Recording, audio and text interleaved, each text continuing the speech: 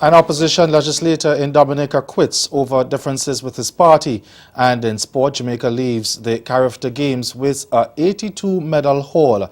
I'm Ricardo Roberts and this is Caribbean in 10 for Wednesday, April 4th. I'll be back with the details after the break.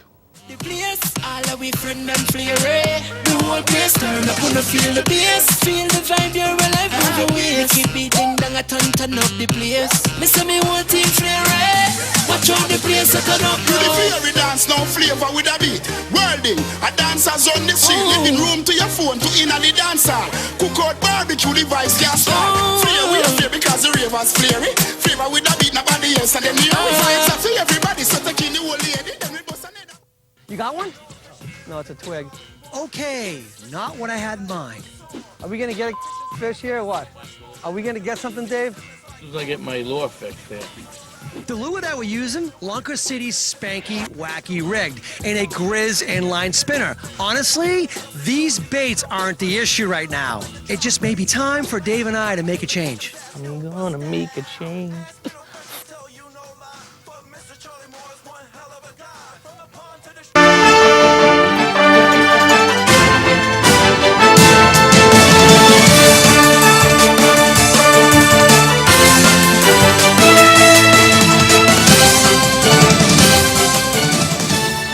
We begin in Dominica, where opposition legislator Joseph Isaac today announced his resignation from the main opposition United Workers' Party, the UWP, indicating that he does not support politics of division.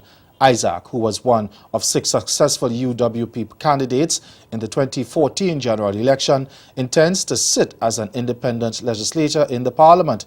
In a prepared statement, he said he had tried for a long time to persuade his party that there is wisdom in changing from the traditional opposition approach to politics and adopt a more nationalistic approach in which the country comes first. I've tried selling the idea to the leader, the executive, the general council of the party, but to no avail. I've also formally written to the leader of the party expressing my many concerns, including, but not limited to, my concern about the party-centered approach and express my desire for a more nationalistic approach. The parliamentary representative for the Roseau Central constituency said that after much consideration he had come to the conclusion that his party is diametrically opposed to the nationalistic philosophy. He said that as an independent legislator he wanted to send a clear message of his intention to work with the government in the furtherance of its state desired to build a more climate resilient Dominica.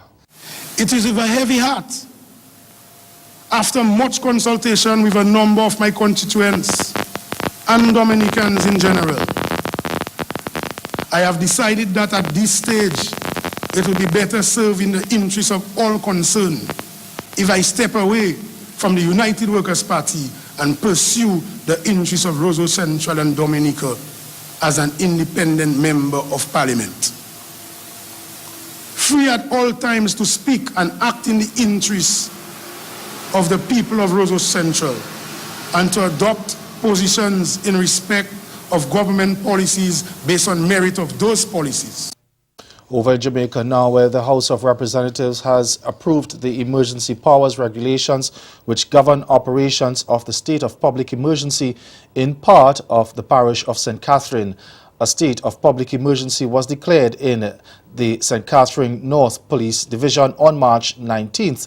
And while all members of the House who were present voted in favor of the emergency power regulations, there were questions about the composition of what the regulations call the competent authority, as well as the power to have someone placed under house arrest. Opposition leader Dr. Peter Phillips had raised a concern about the authority acting as a composite, but Prime Minister Andrew Holness said it would not be practical.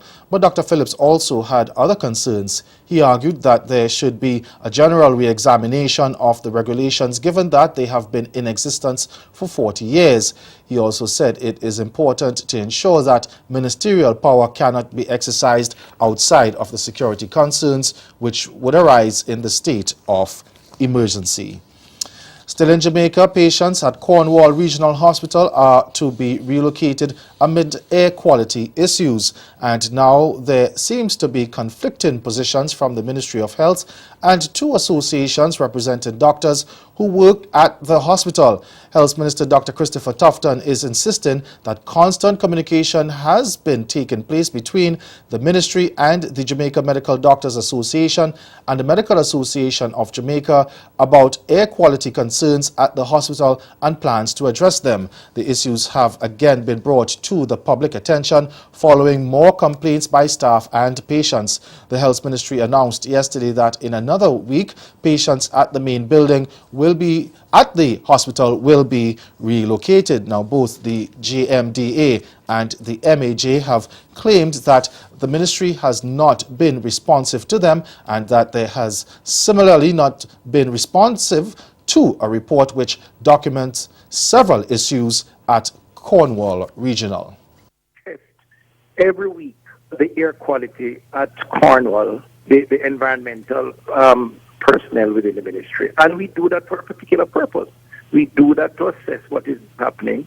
We do that as we go about dealing with the renovation, the pulling down, and so on. And as a consequence, we took the decision that we were going to find a way to relocate the additional beds that are located in the main building. And hopefully by Friday that will be done. So we are responsive to the context and the situations as they occur. And the MAJ included, if they raise issues, we'll be happy to meet again with them and to address those issues as we have done several times before. Stay with us. Your Midday Sport is next.